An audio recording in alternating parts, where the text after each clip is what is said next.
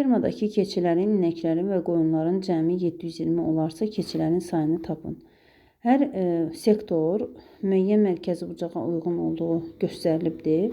120 dərəcə, 160 dərəcə və 80 dərəcə. 120 dərəcə inəkləri, 160 dərəcə deməli qoyunları və 80 dərəcə isə keçiləri göstərir. Burada cəmi 720 sayda heyvan var. Baxaq.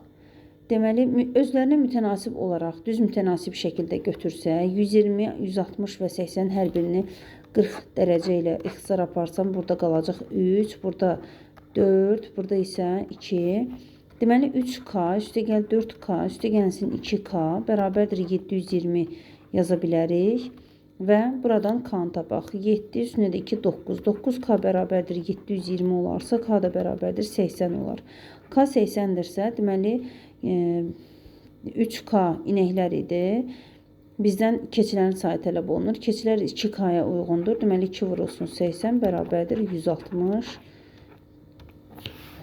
keçi olacaq.